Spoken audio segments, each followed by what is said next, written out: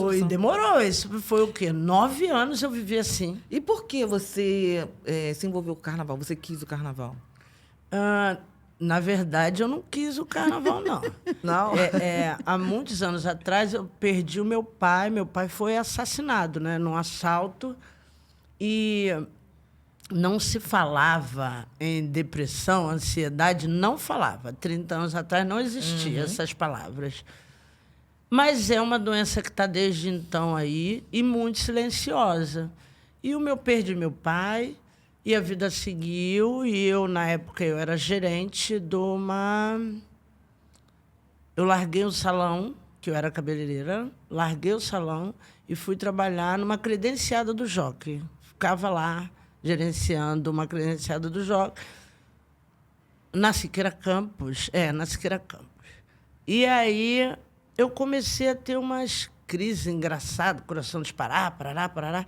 E a minha irmã, eu ligava, me ajuda, me leva para o hospital que eu estou morrendo, tá ruim. E aí me levava para o hospital e chegava no hospital, toma-lhe diazepam na veia. Toma-lhe diazepam algumas vezes. Uma vez, quando eu cheguei lá, a enfermeira olhou e falou assim, nossa, de novo, bastava dar um chazinho de camomila. Mas não falavam por quê. Só falava que era isso. E a minha irmã ficou muito chateada e me levou depois. Teve um dia que não teve jeito. Eu travei totalmente. E uma senhora que eu nunca vi na minha vida estava no ônibus comigo. Eu falei, toma minha bolsa, pega o meu celular, liga para minha família e fica comigo porque eu estou morrendo bem agora. E sentei. Na Central do Brasil, era muito morador de rua. E essa senhora abençoada ficou do meu lado, ligou para minha irmã, eles foram lá, me pegaram, e aí eu parei. Falei, não vou mais trabalhar. E quando eu vi, passaram-se 2 anos, eu dentro de casa. E a minha mãe um dia se estressou e falou, olha, toma aqui a medalha de Nossa Senhora do Desterro, vai ficar tomando esses remédios, que eram remédios controlados, tarja preta, para me fazer dormir. E eu não dormia, não, viu? Ficava acordado, parei de comer pão, porque uma vez eu engasguei com farelo, então era aquela certeza que o pão podia me matar. E assim foi com carne, eu fui emagrecendo. E uma conhecida me convenceu a ajudar ela numa festa de aniversário da filha dela de 15 anos. E eu falei, cara, eu nunca fiz isso. Mas se você trouxer aqui para casa, eu vou tentar copiar.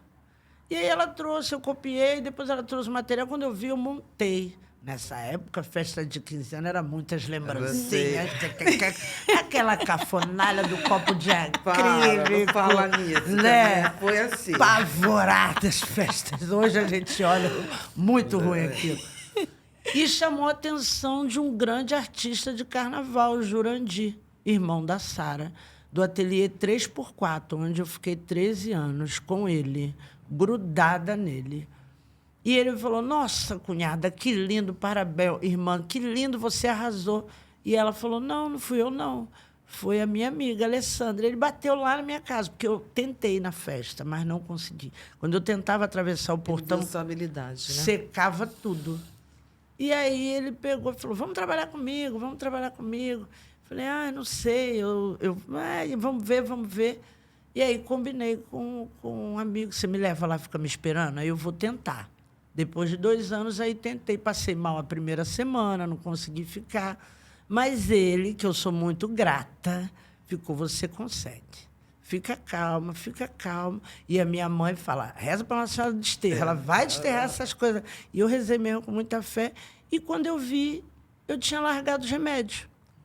Nossa, que E me apaixonei pelo carnaval, juro para vocês, não estou aumentando nada.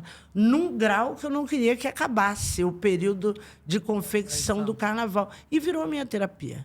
Ai, que lindo. E ali, no outro ano, eu já peguei do início e fui me soltando, fui desgarrando das pessoas que eram minhas muletas. E estou aí até hoje. Por isso que eu acho que ele me escolheu para me salvar. Ai, que eu falo para lindo. todos Carnaval os meus salva, alunos. né, gente? Eu falo para os Carnaval meus alunos. Carnaval salva real. Me salvou mesmo. Me A salvou arte, muito. né? Isso. A arte cura. A arte cura. A arte transforma. E como na época não tinha-se muita informação sobre isso, eu me lembro que na minha rua já começavam a passar e gritar, Alessandra maluca! Algumas pessoas achavam... Porque não dava para pessoas de 20 e poucos anos, ou mais velha, entender uma pessoa trancada há 2 anos. Gente, eu não saí. E o único diagnóstico que eu consegui na época era... Eu tenho esse papel até hoje. DNV, distúrbio neurológico vegetativo. Até o nome era diferente, era esquisito. Mas nada mais era do que um pânico. Tomei um pânico. E supernatural pela forma como meu pai foi retirado desse plano. Mas não se falava. Né? E vamos combinar, né? Falar isso, se falava, era para rico. Para pobre não ia falar nunca. Não, eu também sempre tive muito... Eu, com a minha ignorância, achava que depressão, terapia, ia dar uma palhaçada. Terapia, um bom tanque de lavar roupa. Super perdoável, entendeu? porque todo mundo Olha, acha. e hoje vai fazer 4 anos que eu faço terapia. Incrível, Gente, eu né? falo para todo mundo, outra terapia 4 anos. é um lugar incrível, é aquele lugar que você Real pode que chegar todo lá, mundo todo deveria deveria fazer. Deveria, É um lugar que você tem a Saúde, segurança saúde. de falar as maiores atrocidades, porque você não vai ser julgado. Fazer terapia, você vai lá, fala tudo que você tem vontade de falar e ele vai te ouvir. E você vai sair de lá leve. Então, todo mundo deveria ter a oportunidade de fazer terapia. Eu caminho, mas a minha maior terapia de verdade é o carnaval, esse processo. Eu brinco, né, com os alunos, eu falo, ó, nada na vida é de graça. Quando eu morrer, eu quero vocês falando que eu era uma pessoa legal que aprendeu comigo. Abre bem o olho, né, porra, que eu vou voltar para puxar o pé de todo mundo. Quando chegar lá para receber o estandarte, olha, mas a Alessandra era maravilhosa. Eu comecei com ela era incrível. Eu falo. Ai, gente, Eu falo. tem que deixar o recado, né? E agora a minha terapia são eles.